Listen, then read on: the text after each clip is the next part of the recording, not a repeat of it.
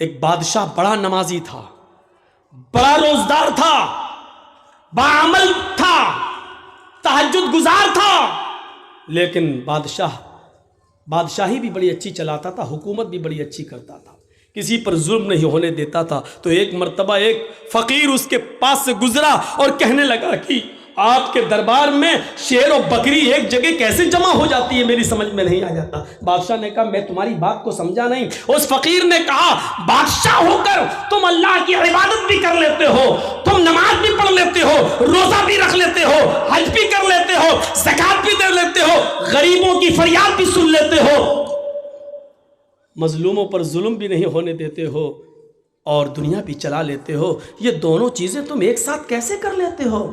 بادشاہ نے کہا دیکھنا چاہتے ہو کہ ہاں؟ کہا 2 جلاد کو بلاؤ۔ 2 جلاد آ گئے، کہا تلوار نکالو۔ جلادوں نے تلوار نکالی۔ بادشاہ نے اپنے ایک نوکر سے کہا 1 پیالہ پانی لے آؤ۔ پانی لے آئے۔ اس فقیر سے کہا پانی پکڑ۔ اس فقیر نے پانی کا پیالہ پکڑا، اور سنو، اس فقیر نے پانی کا پیالہ پکڑا، کہا جاؤ پورا شہر اس کو گھما دو، اور اس فقیر سے کہا جاؤ میرے پورے شہر میں میری عوام کو دیکھ لو کہ کیسے وہ عمل کر رہی ہے، کیا کر رہی ہے، کیا نہیں کر رہی ہے، نماز کتنا پڑھ رہی ہے، روزہ کتنا رکھ رہی ہے، ظلم کتنا کر رہی ہے۔ پانی کا پیالہ اپنے ہاتھ میں لو، جاؤ اور دیکھو۔ اور ان دونوں جلادوں سے کہا اگر اس پانی کے پیالے میں سے ایک بوند بھی چھٹک کر زمین پہ گر جائے تو اس فقیر کی گردن کاٹ دینا اور میرے پاس لے آنا۔ فقیر کہتا کم بخت، میں نے تو پوچھا تھا کہ کیسے، اس نے تو مجھے مصیبت میں ڈال دیا۔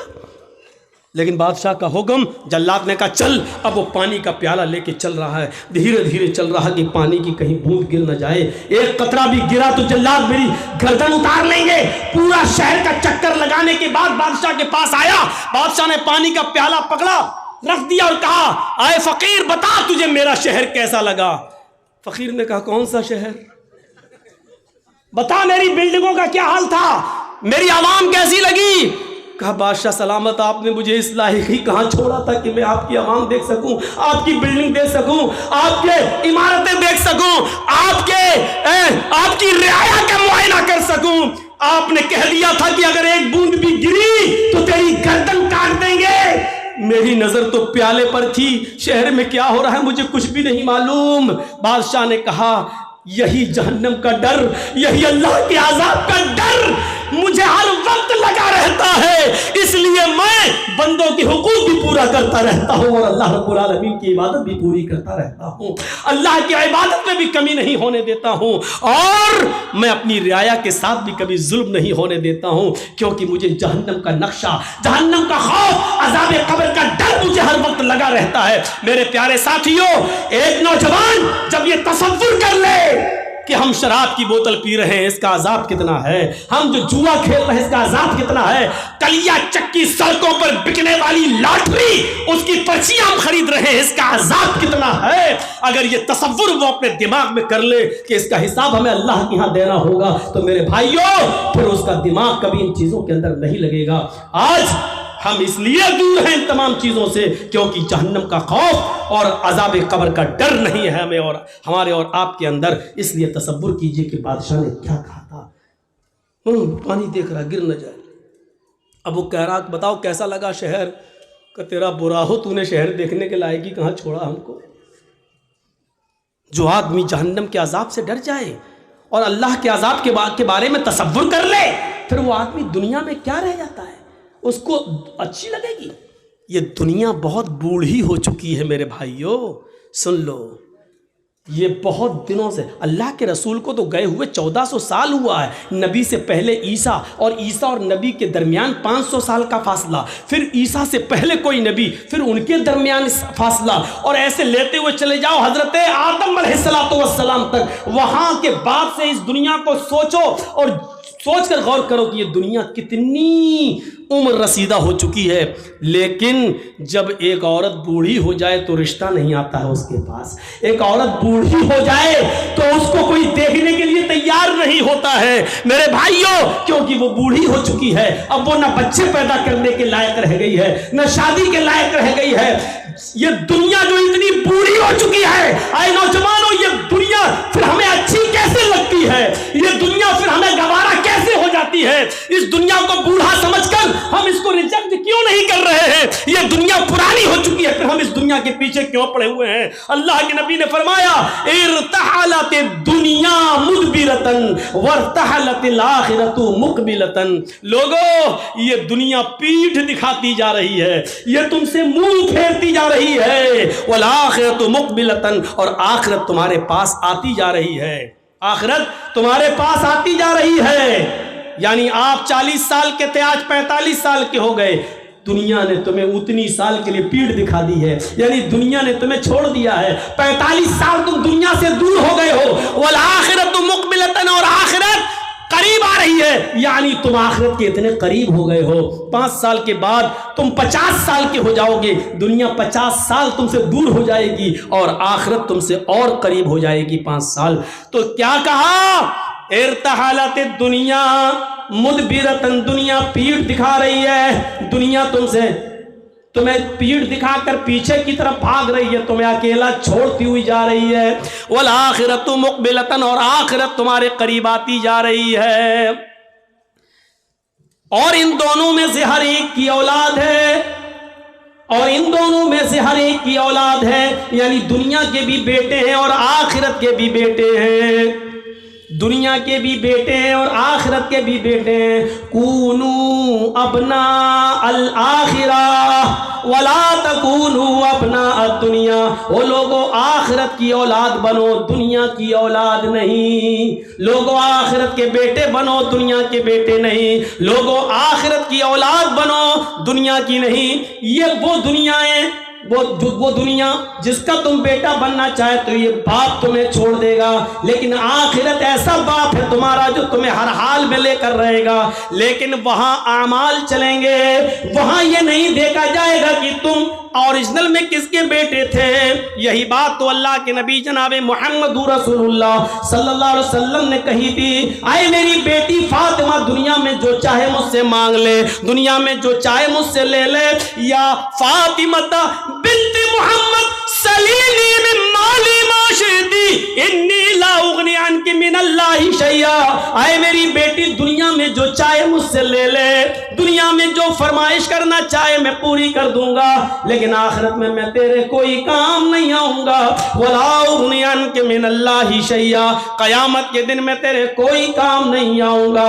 یہی تو ہے اللہ تبارک و تعالیٰ نے فرمایا اپنے اعمال کا ذخیرہ لے کر میرے پاس آنا، ورنہ قیامت کا دن ہوگا یوم یفر المرء من اخیہ و امہ و ابیہ و صاحبتہ و بنیہ، قیامت کا دن ہوگا یوم یفر المرء من اخیہ، انسان اپنے بھائی کو دیکھ کر بھاگے گا، و امہ و ابیہ، اپنی ماں کو دیکھ کر بھاگے گا، و ابیہ، اور اپنے باپ کو دیکھ کر بھاگے گا، و صاحبتہ و بنیہ، اپنی بیوی کو دیکھ کر بھاگے گا، اپنی اولاد کو دیکھ کر بھاگے گا۔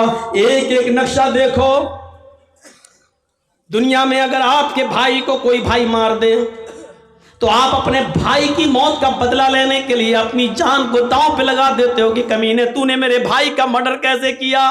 قیامت کا دن ہوگا، وہاں بھائی بھائی کے لیے کچھ نہیں سوچے گا، سوچے گا یہ میرا بھائی کہیں میرے سامنے نہ آ جائے اور کہیں مجھ سے ایک دو نیکی نہ مانگ بیٹھے۔ یوم یفر المرء من اخیہ، کہیں مجھ سے میرا یہ بھائی ایک نیکی کا سوال نہ کر بیٹھے، اس لیے بھائی سے بھائی بھاگے گا۔ یوم یفر المرء من اخیہ و امہ، وہ ماں جس کی تکلیف آپ برداشت نہیں کرتے ہو، تھوڑی سی کھانستی ہے تو آپ کو نیند نہیں آتی ہے اور آپ سرکاری ہاسپٹل میں یا پرائیویٹ ہاسپٹل میں اپنی ماں کا علاج کرانے کے لیے فوراً توڑ پڑتے ہو۔ میرے بھائیو، قیامت کے دن آپ اپنی ماں کو دیکھ کر بھاگیں گے کہ مجھ سے میری ماں ایک نیکی نہ مانگ بیٹھے، وہ ابھی، اور اپنے باپ کو دیکھ کر بھاگو گے کہ مجھ سے یہ میرا باپ کہیں ایک نیکی نہ مانگ بیٹھے، ایک نیکی کہیں مجھ سے نہ مانگ بیٹھے۔ وصاحبتی وہ بنی، اور آپ کی وہ بیوی کہ ایک رات بھی جس کو آپ اپنے سے جدا کرنا گوارا نہیں سمجھتے، اور وہ بیوی جس کی طرف آپ اتنے انہماک اور اتنے مشغول رہتے ہیں کہ آپ کی بیوی کو کوئی دوسرا دے کے تو آپ برداشت نہیں کرتے ہیں۔ میرے بھائیوں تصور کرو کہ یہ بیوی ہمارے سامنے ہوگی قیامت کے دن، لیکن دیکھنے کی جرات نہ ہوگی، بلکہ آدمی اپنی بیوی کو دیکھ کر بھاگے گا، کہیں مجھ سے میری بیوی ایک نیکی نہ مانگ بیٹھے۔ وہ بنی، وہ اولاد کی رات میں ہلکا سا بخار آ جائے، آپ کی نیند اڑ جاتی ہے، رات میں ڈاکٹروں کے گھروں کے دروازوں کو نوک کرتے ہو، دستک دیتے ہو۔ میرے بھائیوں آپ بچے کی ہلکا سا فیور، اس کا ہلکا سا بخار، ہلکا سا ٹیمپریچر آپ کی راتوں کی نیند اڑا دیتا ہے۔ قیامت کے دن اپنی اولاد کو دیکھ کر بھاگو گے۔ یہ منظر کو آپ اپنے سامنے رکھیے۔ اس بادشاہ نے فقیر سے یہی تو کہا تھا کہ جب تم ہمارے 2 جلادوں کی تلوار کی وجہ سے جب تم ہمارے شہر کا معائنہ نہیں کر سکے کہ کیا ہے، اسی طرح مجھے معلوم ہی نہیں کہ دنیا میں کیا ہے۔ اللہ کے عذاب کا تصور ہمارے دماغ میں ہر وقت رہتا ہے۔ اللہ کے عذاب کا تصور رہنا چاہیے ہر وقت۔ آج مولوی جرجیز کو بھیگی ہوئی کرسی پر بیٹھنا گوارا نہیں رہا، اپنے ہاتھ سے آج کرسی صاف کرنا پڑ رہی ہے۔ یہ چیز ہمیں کیا بتا رہی ہے کہ انسان کو ہر چیز کے ساتھ سمجھوتا کرنا چاہیے، ہر چیز کو اپنے اندر ایڈجسٹ کرنا چاہیے۔ میں نے اپنے سبھاپتی صاحب جو ہیں مولانا مظاہر صاحب، ان کے کان میں ہی کہہ دیا تھا کہ آج میں کھڑے ہی ہو کے بولوں گا۔ میرے بھائیوں ہمیں اور آپ کو تصور کرنا چاہیے کہ ایک چھوٹی سی تھوڑی سی کرسی کا بھیگا پن جرجیز صاحب کو گوارا نہیں ہے۔ اندازہ لگائیے کہ پھر جہنم کی جاسوس تپش کیسی ہوگی، اللہ کا عذاب کیسا ہوگا، یہ کون سوچے گا؟ یحشر الناس یوم القیامت حفاۃ عراۃ غرلا۔ حضرت عائشہ فرماتی ہیں قیامت کا دن ہوگا کہ لوگ حفاتن ننگے پیر ہوں گے، عراتن بالکل ننگے جسم ہوں گے، ان کے جسم پر کوئی کپڑا نہیں ہوگا۔ غرلا جیسے ماں کے پیٹ سے بچہ پیدا ہوتا ہے، اس کا ختنہ نہیں ہوتا ہے، سب کی سب قبر سے جب اٹھیں گے تو بغیر ختنے کے اٹھیں گے۔ میدان محشر میں جب سب جمع ہوں گے تو کسی کا ختنہ نہیں ہوا ہوگا، سب غیر مختون ہوں گے، بغیر ختنے کے ہوں گے، اور سب کو اپنے اپنے کیے کرے کا حساب کتاب دینا ہوگا۔ حضرت عائشہ کہتی ہیں الرجال والنساء جميعا، اے اللہ کے نبی کیا مرد بھی ہوں گے اور عورتیں بھی ہوں گی؟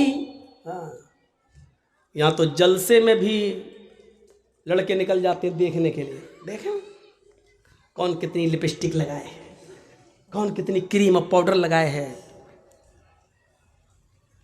بہت سے جلسوں میں جاتا ہوں، میلہ لگتا ہے، اور جب تک جرجیز صاحب کا نمبر نہیں آ رہا باہر گھومتے رہتے لوگ، بہار اور ہر جگہ، آپ کے علاقے میں بھی یہی حال ہے۔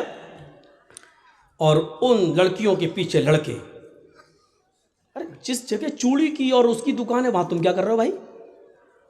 جو خالص لیڈیز سامان بک رہا ہے، زیور بک رہے ہیں، چوڑی بک رہی ہے، جہاں جینٹس کا ایک سامان نہیں وہاں تم کیا کر رہے ہو بھائی؟ الفاظ کڑوے ضرور ہیں لیکن سچ ہیں۔ اللہ کی قسم ایسا لگتا ہے جیسے ایک کتیا کے پیچھے 10 کتے بھاگ رہے ہوں، یہ حال ہو جاتا ہے۔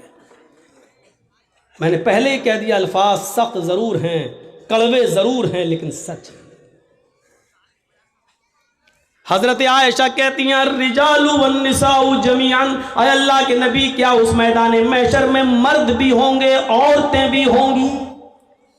قال نعم، نبی اکرم کا جواب سنو، ہاں مرد بھی ہوں گے عورتیں بھی ہوں گی، مرد بھی ہوں گے عورتیں بھی ہوں گی۔ امام کائنات نے جب یہ کہا تو حضرت عائشہ رونے لگی اور روتے ہوئے کہنے لگی ینظر بعضهم الی بعض، اے اللہ کے نبی کیا مرد عورتوں کو اور عورتیں مردوں کو دیکھ رہی ہوں گی؟ میدان محشر میں کیا مرد عورتوں کو اور عورتیں مردوں کو دیکھ رہی ہوں گی؟ اللہ کے نبی اس کا جواب کیا دیتے ہیں؟ ہاں عائشہ، نہ مردوں کا پردہ عورتوں سے ہوگا، نہ عورتوں کا پردہ مردوں سے۔ مرد بھی برہنہ، عورتیں بھی برہنہ، مرد بھی ننگے، عورتیں بھی ننگی ہوں گی، مرد عورتوں کو اور عورتیں مردوں کو دیکھ رہی ہوں گی۔ حضرت عائشہ نے کہا اے اللہ کے نبی، تب تو عورتیں مارے شرم کے، تب تو لیڈیز مارے شرم کے مر جائیں گی جب مرد ان کی طرف نظریں اٹھا کے دیکھیں گے۔ یہاں اگر کوئی لڑکی پر لڑکا نظر نہ ڈالے، نہ دیکھے، تو وہ کہتی ہے میرے میک اپ میں کمی تو نہیں ہے، میرا ڈریس تو صحیح ہے کہ نہیں، پھر لڑکا دیکھ کیوں نہیں رہا ہے؟ یہاں یہ حال ہے، اور وہاں کیا ہوگا؟ حضرت عائشہ کیا کہہ رہی ہیں؟ تب تو عورتیں مارے شرم کے مر جائیں گی جب مرد ان کی طرف نظریں اٹھا کے دیکھیں گے۔ اللہ کے نبی فرماتے ہیں عائشہ، اتنی پرواہ کس کو ہوگی کہ کوئی مرد کسی عورت پر شہوت کی نظر ڈال سکے، گندی نظر ڈال سکے، غلط نظر سے دیکھ سکے؟ معاملہ اتنا سخت ہوگا کہ ہر انسان کو سورج کی گرمی اور اس گرمی سے نکلنے والے پسینے سے بچنے کی فکر ہوگی۔ میدان محشر میں وہ سورج جو 7 نیزے کے فاصلے پر، 1 میل کے فاصلے پر ہوگا، اور اس کی گرمی سے جسموں سے پسینہ ٹپک رہا ہوگا، اور لوگ اپنے پسینوں میں ٹخنوں کے برابر، پنڈلی کے برابر، گھٹنے کے برابر، ران کے برابر، کمر کے برابر اور گلے تک ڈوب رہے ہوں گے۔ ہر انسان کو یہ فکر ہوگی کہ ہم اپنے آپ کو بچائیں، کوئی کسی کے اوپر گندی نظر ڈالنے کی جرات نہیں کرے گا۔ یہ چیز ہمیں کیا بتلا رہی ہے؟ وہ بادشاہ نے جو کہا تھا وہ اس کے سامنے یہی سب تو ہے، یہی سب تو تھا۔ اللہ کے نبی سے کسی نے پوچھا آپ کی عمر 63 سال 63 سال، اتنی زیادہ تو نہیں ہوئی ہے کہ داڑھی کے بال سفید ہو جائیں؟ آج کل تو 40 سال کی عمر میں، 30 سال کی عمر میں سفید ہونے لگتے ہیں۔ اس کی وجہ یہ ہے کہ جو بھی ہم صابن استعمال کرنا چاہتے کر لیتے ہیں کیمیکل والا، جو شیمپو لگا رہے ہیں وہ ہے، اور جو تیل، جو بھی آئل ہم سر میں ڈال رہے ہیں، اس وجہ سے آج ان کیمیکل، ورنہ 60 سال کی عمر تک بال کہاں سفید ہوتے ہیں؟ تو میرے بھائیوں، اللہ کے رسول سے صحابہ نے کہا آپ کے بال عمر سے پہلے سفید کیسے ہو گئے ہیں؟ آپ کے اوپر بڑھاپا کیسے نظر آ رہا ہے؟ تو اللہ کے نبی نے جواب یہ نہیں دیا تھا کہ میری 4 بیٹی ہے، زینب، رقیہ، ام کلثوم اور فاطمہ، مجھے ان کی شادی کرنا ہے، ان کا گھر بسانا ہے، ان کے لیے لڑکے دیکھنا ہے۔ یہ جواب نہیں دیا تھا کہ مجھے بیٹیوں کی ٹینشن ہے، مجھے بیٹوں کی ٹینشن ہے۔ اللہ کے نبی نے اس کا جواب یہ دیا تھا کہ مجھ پر جو بڑھاپا ٹائم سے پہلے جو تم دیکھ رہے ہو، بیفور ٹائم، جو بڑھاپا میرے اندر دیکھ رہے ہو، جو اولڈنس میرے اندر دیکھ رہے ہو، یہ بیفور ٹائم اولڈنس جو میرے جسم پر، میرے شریر پر تمہیں شو ہو رہی ہے، دکھائی دے رہی ہے، مجھے سورہ نبا نے، سورہ حاقہ نے، سورہ قیامہ نے، سورہ دہر نے مجھے بوڑھا کر دیا ہے۔ ان سورتوں میں قیامت کا جو ہولناک منظر بیان کیا گیا ہے، اس ہولناک منظر نے ہمیں بوڑھا کر دیا ہے۔ مجھے ہر وقت اللہ کے سامنے جواب دہی کی فکر ہوتی ہے۔ وہ چیز ہمیں کیوں نہیں ہوتی ہے؟ کیسے ایک آدمی سگریٹ کو اپنے منہ پہ رکھ لیتا ہے، کیسے ایک آدمی شراب کی بوتل اٹھا کر پی لیتا ہے، کیسے ایک آدمی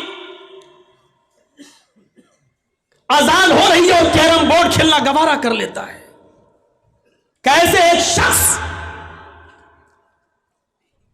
میرے بھائیوں، انڈیا پاکستان کا میچ آ رہا اور یہاں اذان ہو رہی ہے اور وہ دیکھ رہا ہے، سوچ رہا کہ نماز بھی ضروری ہے اور یہ بھی ضروری ہے۔ اگر یہ میچ 5 اوور ختم ہو گئے تب تک تو، اور ہمیں نماز پڑھنے چلا گیا تو میچ کا مزہ نہیں لے پاؤں گا،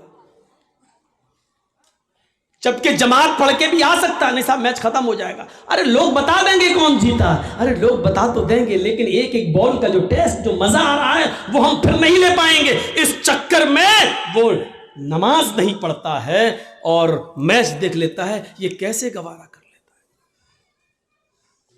میں نے کل اورنگ آباد کے اندر ایک واقعہ بیان کیا تھا، میں چاہتا ہوں کہ چونکہ آپ کی تعداد اتنی زیادہ نہیں ہے اس لیے اس واقعے کو یہاں بیان کر دیتا ہوں، کل انشاءاللہ کچھ نئی چیزیں ہمارے آپ کے سامنے رہیں۔ سنیے قرآن کریم نے کیا کہا ہے، وَمَنْ أَعْرَضَ عَنْ ذِكْرِي فَإِنَّ لَهُ مَعِيشَةً ضَنْكًا۔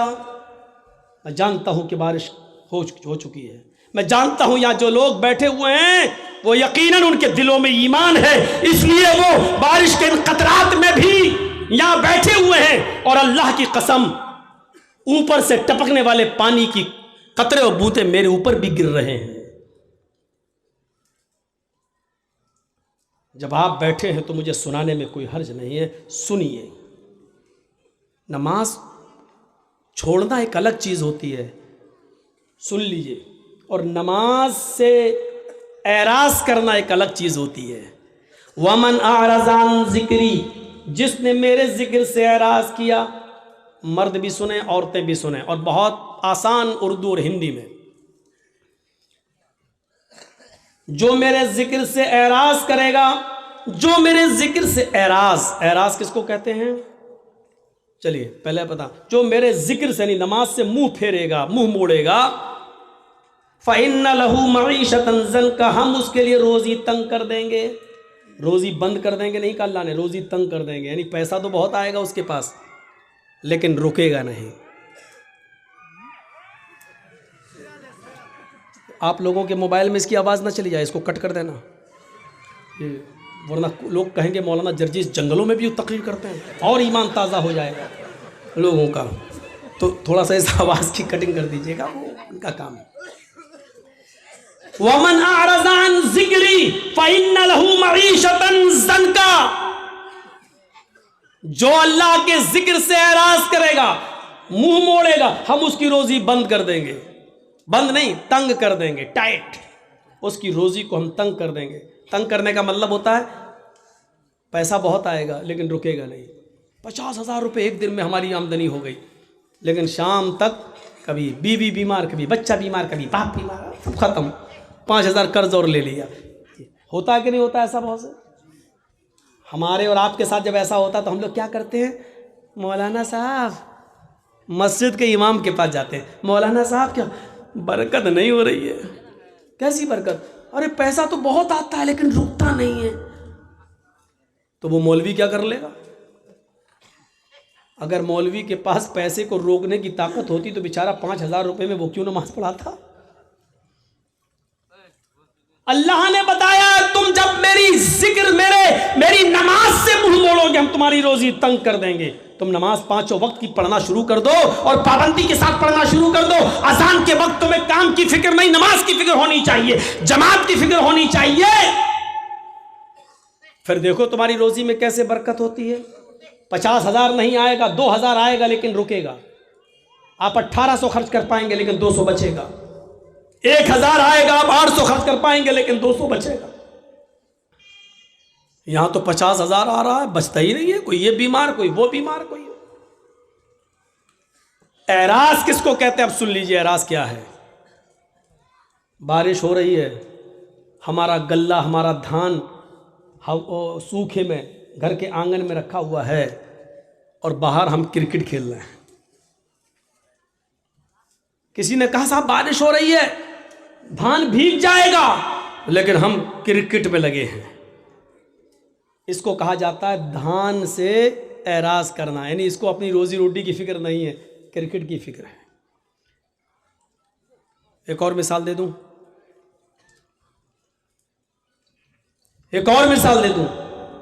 بچہ رو رہا ہے اور اپنے رونے سے اشارہ کر رہا ہے کہ ماں میں بھوکا ہوں، مجھے اپنی پستان سے لگا اور دودھ پلا۔ بچہ رو رہا ہے لیکن ماں کو اپنے بچے کی فکر نہیں ہے، بلکہ ٹی وی میں لگی ہوئی ہے اور دیکھ رہی ہے ساس بھی کبھی بہو تھی۔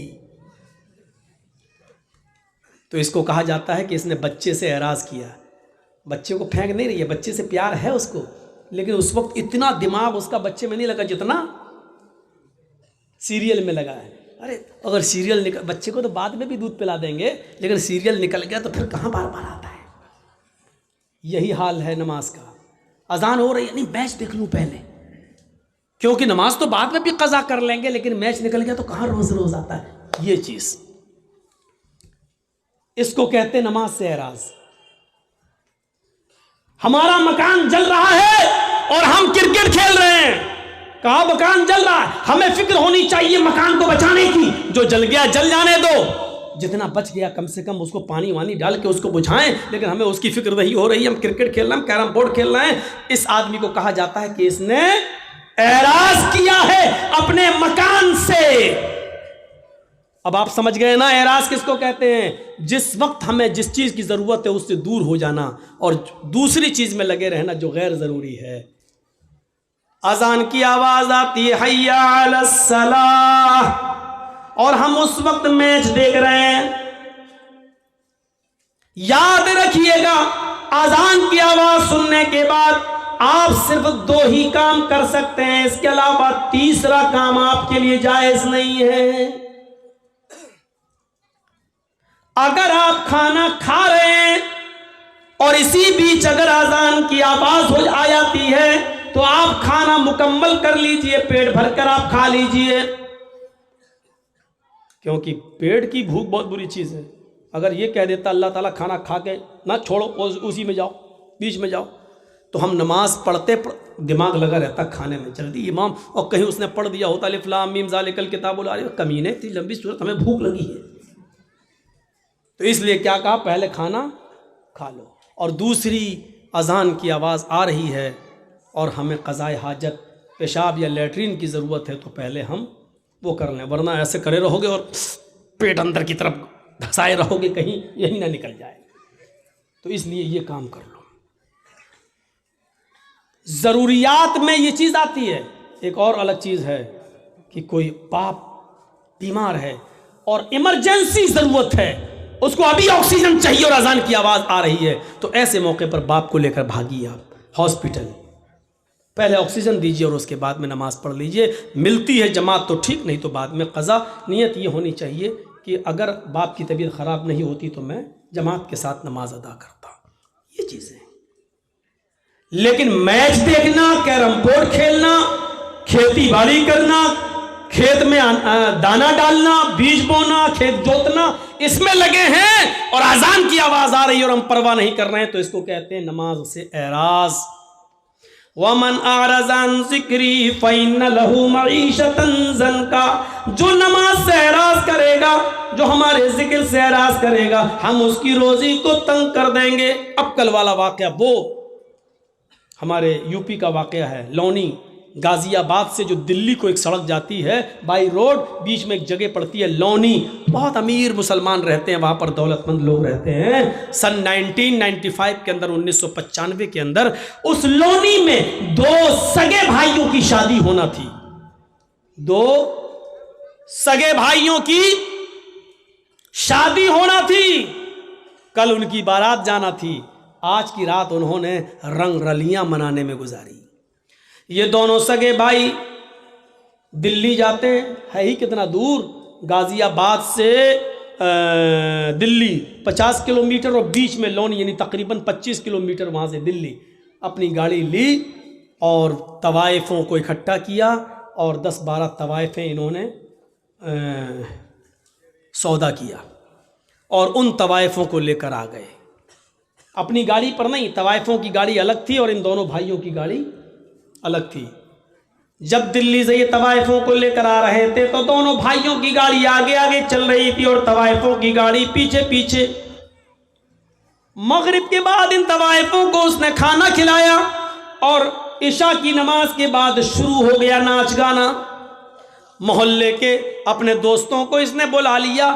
اس کا گھر کھچا کھچ بھرا ہوا تھا, میوزک بج رہی تھی, ڈھول تاشے بج رہے تھے اور طوائفیں بھی اپنے چڑک بھڑک لباس کے اندر, نیم اڑیاں, آدھی ننگی.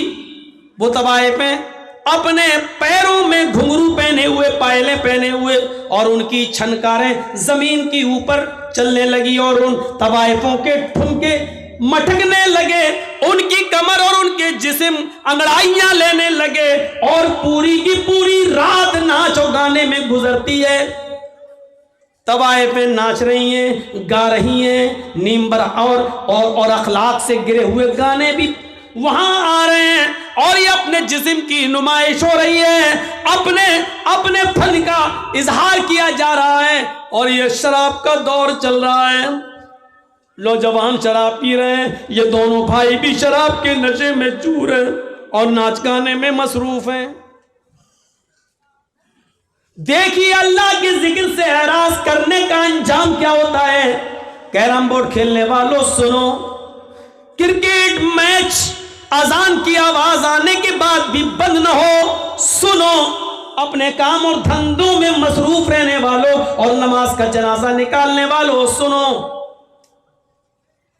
پوری رات ناچو گانا چلتا ہے، صبح فجر کی اذان کی آواز آنے لگتی ہے، جو ان دونوں بھائیوں کے گھر سے صرف 200 قدم یا 300 قدم کی دوری پر ہے۔ مؤذن اذان دے رہا ہے، اللہ اکبر اللہ اکبر اللہ اکبر اللہ اکبر، مؤذن اذان دے رہا ہے۔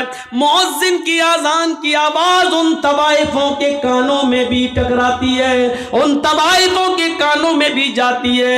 یک بیک جیسی ان طوائفوں کے کانوں میں اذان کی آواز جا گئی، فجر کی اذان کی آواز گئی، ان طوائفوں نے اپنے پیر روک لیے، اپنی کمر روک لی، اپنا جسم ناچنے سے اور اپنی زبان کو گانے سے روک لیا، اسٹاپ کر دیا، رک گئی وہیں پر۔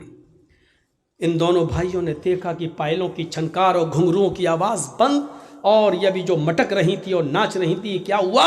انہوں نے دیکھا، کہا اے کیا بات، کیوں اسٹاپ کیوں ہو گئی ہو، رک کیوں گئی ہو؟ ان طوائفوں نے کہا اذان کی آواز آ رہی ہے، مؤذن اذان دے رہا ہے، اس لیے اذان کے احترام میں، اذان کی عزت میں ہم رک گئے، اذان ہو جانے دیجئے، اذان ہو جانے کے بعد ہم اپنا کام شروع کر دیں گے۔ ان دونوں بھائیوں نے کہا یہ اذان تو دن بھر میں 5 بار ہوتی ہے، تم تو روز روز نہیں آتی ہو، تم تو بار بار نہیں آتی ہو، مؤذن اپنا کام کر رہا ہے، تم اپنا کام کرو، چلو ڈانس کرو، ناچو۔ ان دونوں طوائفوں نے کہا دیکھو ہم بھی مسلمان، ان طوائفوں نے کہا ہم بھی مسلمان ہیں، مانا کہ ہم بہت غلط کام کر رہے ہیں، لیکن اذان کی عزت ہم کرتے ہیں، اذان جب ہوتی ہے تو ہم کوئی دھندا نہیں کرتے ہیں، ہم غلط کام روک دیتے ہیں، کم سے کم تھوڑی دیر کی تو بات ہے۔ ان دونوں بھائیوں نے کہا مزدوری لینا یا نہیں لینا ہے، پیسہ لینا یا نہیں لینا ہے۔ ان طوائفوں نے سوچا کہ پوری رات کی محنت مزدوری کہیں یہ مار نہ لے، تھوڑا سا بہانہ اس کو مل جائے تو کہیں یہ غصب نہ کر لے، اس لیے کہنے لگی، انہوں نے ناچنا شروع کر دیا۔ یہ ناچ اور یہ گانا اذان کے وقت بھی ہونے لگا، ادھر اذان ہو رہی ہے اور ان کے گانے چل رہے ہیں، یہ اذان بھی گزر گئی، ناچ گانا تھوڑی دیر کے لیے بند ہوا، لیکن ان دونوں بھائیوں کے اصرار پر پھر شروع ہو گیا، اور صبح کے 7 بجے تک یہ ڈانس، یہ ناچ، یہ گانا چالو رہتا ہے۔ اس کے بعد ختم، طوائفوں کو پیسے دیے، ان طوائفوں نے کہا دیکھو تم مجھے لے کے آئے ہو، تم مجھے چھوڑنے بھی جاؤ گے، راستے میں لوگ ہمیں لوٹ لیتے ہیں، ہمارے غلط ہونے کا غلط فائدہ اٹھاتے ہیں، ہمیں کھینچ کر کھیتوں کی طرف لے جاتے ہیں، ہماری عزت کی چھلنی چھلنی کر دیتے ہیں، تم لے کر آئے ہو، مجھے چھوڑنے بھی جاؤ۔ ان دونوں بھائیوں نے کہا چلو، دن میں 2 بجے بارات جانی ہے، 4 بجے بارات جانی ہے، مغرب کے بعد نکاح ہونا ہے، عشاء کے بعد رخصتی ہونا ہے، ہم تمہیں چھوڑ آتے ہیں، 25 کلومیٹر ہی تو ہے یہاں سے دلی۔ ان دونوں بھائی اپنی گاڑی میں بیٹھتے ہیں، ڈرائیور کو اپنے آگے کی سیٹ پر بٹھاتے ہیں، دونوں بھائی پیچھے بیٹھتے ہیں، طوائفوں کی گاڑی اب آگے آگے چل رہی ہے اور ان دونوں بھائیوں کی گاڑی پیچھے پیچھے چل رہی ہے۔ سردیوں کی رات ہے، دن کے 7 اور 8 بجے کے بیچ کی بات ہے، ابھی کوہرا پوری طریقے سے چھٹا نہ تھا، آسمان سے گرنے والی شبنم جس کو آپ کی زبان میں کوئسہ کہا جاتا ہے، ابھی پوری طریقے سے چھٹا نہ تھا۔ کسی طریقے سے طوائفوں کے ڈرائیور نے گاڑی سامنے سے آنے والے ٹرک سے بچاتے ہوئے گاڑی کو کراس کر دیا ہے، لیکن چونکہ ان دونوں بھائیوں کا ڈرائیور بھی شراب کے نشے میں دھت تھا، اس نے بھی ناچ دیکھا تھا، اس نے بھی گانا دیکھا تھا، وہ صحیح سے وہ بیلنس نہیں بنا پایا اور سامنے سے آنے والے ٹرک سے ان دونوں بھائیوں کی گاڑی ٹکرا جاتی ہے۔ ٹکر اتنی تیز تھی کہ ان دونوں بھائیوں کی گاڑی 25-30 فٹ دور ایک کھائی میں گرتی ہے اور چاروں طرف سے پچک جاتی ہے۔ فوراً لوگ جمع ہو جاتے ہیں، کسی طریقے سے اس گاڑی کی کھڑکی توڑی گئی اور ان دونوں بھائیوں کی اور ڈرائیور کی لاش نکالی گئی۔ اللہ گواہ ہے، اللہ کی قسم، جب ان دونوں بھائیوں کی لاش نکالی جا رہی تھی تو پہچان میں نہیں آ رہا تھا کہ بڑے بھائی کی لاش کون سی ہے اور چھوٹے بھائی کی لاش کون سی ہے۔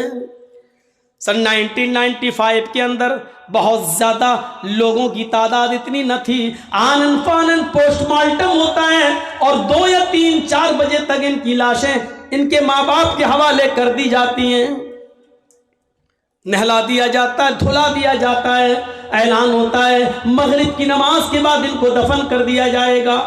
ان دونوں بھائیوں کے باپ کے اوپر کتنا بڑا پہاڑ ٹوٹا ہے، جس کے 2 جوان بیٹے ایک ہی دن میں ختم ہو جائیں۔ اس باپ سے پوچھئے کہ اس کے اوپر کیا گزر رہی تھی۔ آپ نے دیکھا اے کیرم بورڈ کھیلنے والوں، نماز کے موقع پر، اذان کے موقع پر کیرم بورڈ میں مست رہنے والوں، اذان ہو رہی اور میچ دیکھنے والوں، اذان ہو رہی اور لہو لعب میں مبتلا رہنے والوں، دیکھا آپ نے تھوڑی دیر میں ان کی حیثیت بدل گئی۔ حیثیت کیا بدلی؟ ابھی مغرب کی نماز پڑھنے کے بعد سسرال سے ملنے والے کپڑے ان کو پہننا تھے اور بارات میں جانا تھا، بارات لے کر جانا تھا، لیکن اب مغرب کی نماز کے بعد سسرال سے ملے ہوئے کپڑے نہیں بلکہ باپ کی طرف سے دیا ہوا کفن پہنا جا رہا ہے۔ تھوڑی دیر میں حیثیت بدل جاتی ہے انسان کی۔ یہ انسان اتنا کمزور ہے، اتنا کمزور ہے، اتنا کمزور ہے میرے بھائیوں کہ ابھی تھوڑی دیر کے بعد ان کو نئے کپڑے پہننا تھے اور نئے کپڑے پہن کر سسرال کی طرف جانا تھا، اس گاؤں کی طرف جانا تھا جہاں دونوں لڑکیاں رہتی ہیں، ان کے یہاں بارات لے کے جانا تھا۔ میرے بھائیوں، سسرال کی طرف سے ملے ہوئے کپڑے نہیں پہنائے جا رہے ہیں، اب تھوڑی دیر کے بعد ان کو سفید رنگ کا کفن پہنایا جائے گا۔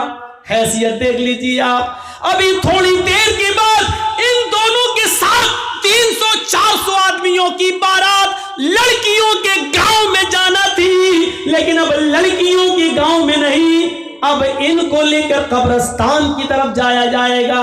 تھوڑی دیر کے اندر انسان کی حیثیت دیکھو کتنی بدل گئی۔ ابھی تھوڑی دیر کے بعد ان کو بارات لے کے جانا تھا اس لڑکیوں کے گاؤں میں، لیکن اب قبرستان کی طرف جانا پڑ رہا ہے۔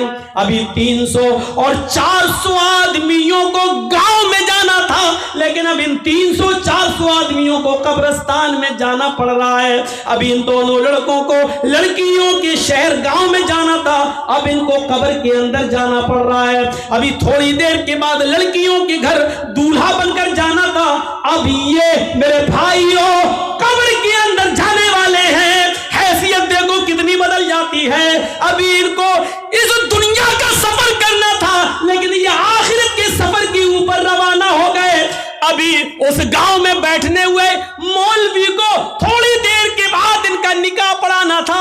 الحمدللہ نحمدہ ونستعینہ یا ایھا الذین آمنوا اتقوا اللہ حق تقاتہ، ابھی آیتیں پڑھنا تھی، لیکن اب اسی مولوی کو اللہم اغفر لحینا ومیتنا وشاہدنا وغائبنا وصغیرنا وکبیرنا پڑھنا پڑ رہا ہے۔ تھوڑی دیر میں انسان کی حیثیت کیا بدل جاتی ہے میرے بھائیوں۔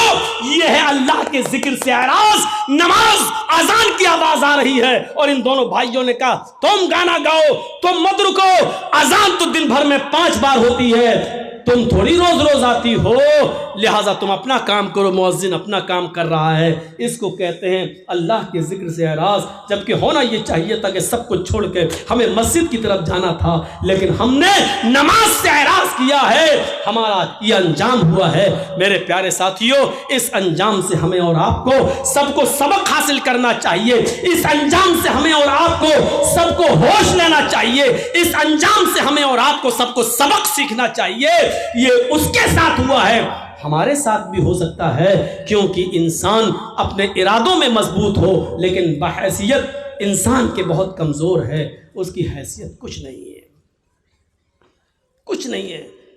APJ अब्दुल कलाम अपने आप को नहीं बचा सके, अटल बिहारी अपने आप को नहीं बचा सके, इंदिरा गांधी को उसके बॉडीगार्ड ने गोली की घाट उतार दिया। इंसान कितनी फिक्रें करता है, ये करेंगे वो करेंगे वो करेंगे ये करेंगे, लेकिन पता चलता है कि सुबह उठा है, कल तो सही था, अरे मेरे साथ होटल में चाय पिया था। सबसे पहले हमारा लोग आज अपने नाम के लिए मरते हैं। मुझे जर्जीस कहते हैं, मालूम है ये क्या है?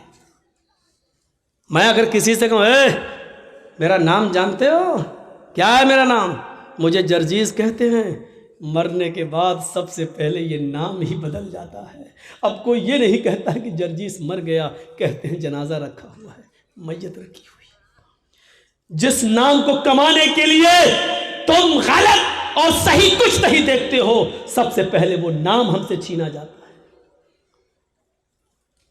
जब हमारा जनाजा उठाकर कब्रिस्तान जाता है तो कोई ये नहीं कहता कि जर्जीस चारपाई पर जा रहा है, क्या कहते हैं लोग, मैयत जा रही है, जनाजा जा रहा है। हमारी हैसियत बदली जाती है। ये करोड़ों की बिल्डिंग है कुछ नहीं। यक़ूलुल इंसानु माली माली, आदमी कहता है मेरा माल, ये बिल्डिंग वो बिल्डिंग, ये फ्लैट वो फ्लैट, ये प्लॉट वो प्लॉट, ये खेत वो खेत, ये दौलत वो माल, लो ये मेरा। अरे इंसान तू पागल है, कुछ नहीं है तेरा, ये तेरे जहन की नाकिसी और कमजोरी है जो तू इनको सब समझ रहा है अपना। ये तेरा नहीं है, तेरा वो है जो तूने खा लिया, जो अब तक खा चुका है वो तेरा है, जो अब तक तूने पहनकर पुराना कर दिया है वो तेरा है, और तेरा वो है जो तूने अल्लाह की राह में खर्च करके सदका और खैरात और ज़कात देकर जो तूने खर्च कर दिया है वो तेरा है। ये सब तेरा नहीं है। आज तेरी आंख बंद हुई, तेरी औलाद लड़ेगी, तेरी औलाद लड़ेगी।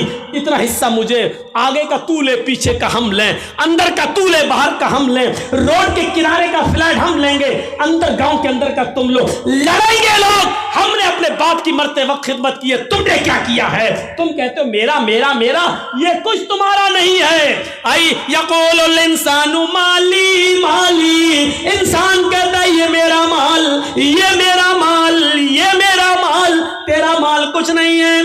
तूने जो खा लिया, खाकर तूने फना कर दिया, खाकर तूने निकाल दिया वो तेरा। तूने जो पहना और पहनकर जो पुराना कर दिया वो तेरा। तूने अल्लाह की राह में जो सदका किया, जो खैरात किया है, और अल्लाह के यहाँ जो तेरा कबूल हो गया वो तेरा, यही तेरे काम आएगा। दुनिया में जो कुछ है वो तेरा नहीं है। यह है हमारी हैसियत। 10 लाख का सूट पहन लो, लेकिन मरने के बाद हमें वही 400-500 का कफन ही नसीब होगा। और याद रखो, हम सिर्फ 2 गज जमीन के मालिक हैं बस। और मैं आपको पक्का यकीन दिलाता हूं, उस 2 गज जमीन के मालिक आप ऐसे हैं कि आपके मरने के बाद भी वो 2 गज जमीन आपसे कोई नहीं छीन सकता। बस जो मरने के बाद 2 गज ज़मीन जो आपकी है, जिसमें आपको जाना वही आपकी है और कुछ नहीं है। उस कब्र के अंधेरे को याद करो, उस कब्र के कीड़े और मकोड़ों को याद करो, उस कब्र की दहशत को याद करो, उस कब्र की हौलनाकी को याद करो। حضرت عثمان غنی کے سامنے جب جہنم کے عذاب کا ذکر ہوتا تھا تو نہیں روتے تھے، لیکن جب قبر کے عذاب کا ذکر ہوتا تو اتنا روتے کہ روتے روتے داڑھی بھیگ جاتی اور آنسوؤں سے زمین تر ہو جاتی۔ پوچھا جہنم کے عذاب کا خوف آپ کو اتنا نہیں ہے، نہیں روتے ہو، اور قبر کے عذاب کا ذکر سنتے ہو تو روتے ہو؟ کیا کہا؟ ہاں، ان القبر اول منزل من منازل الاخرہ، آخرت کی سیڑھیوں میں سے قبر پہلی سیڑھی ہے۔ جو اس سیڑھی سے کامیاب ہو گیا وہ ساری سیڑھیوں پر کامیاب ہو جائے گا، جو اس پہلی سیڑھی پر پھسل گیا پھر وہ اوپر تک نہیں چڑھ پائے گا۔ اس لیے مجھے اس پہلی سیڑھی کی فکر ہوتی ہے، ہمیں اور آپ کو اس پہلی سیڑھی کی فکر کرنی چاہیے۔ آج کم ہی صحیح لیکن جو بولا گیا عمل کے لیے کافی ہے۔ اپنی عاقبت کو سنبھالو، اپنی آخرت کو سنبھالو اور فکر کرو، اور کل مستعد ہو کر تیار ہو کر آؤ، کیونکہ انشاءاللہ آج کی کسر کل اگر زندگی رہی تو ہم پوری کریں گے۔ اللہ رب العالمین سے دعا ہے کہ بار الہ ہماری خطاؤں کو معاف فرما دے، ہمارے گناہوں کو بخش دے، ہم جمیع مسلمانوں پر رحم فرما، اور اے اللہ ہمیں قیامت کے خوف سے بچا لے۔ اے اللہ ہمیں قیامت کے دن کے آنے سے پہلے تیاری کی توفیق عطا فرما۔ جب تک تو ہمیں زندہ رکھ، اسلام پہ زندہ رکھنا، اور جب ہمارا خاتمہ ہو تو ایمان پر ہمارا خاتمہ فرمانا۔ وما علینا الا البلاغ المبین، وآخر دعوانا ان الحمد للہ رب العالمین۔ السلام علیکم ورحمۃ اللہ وبرکاتہ۔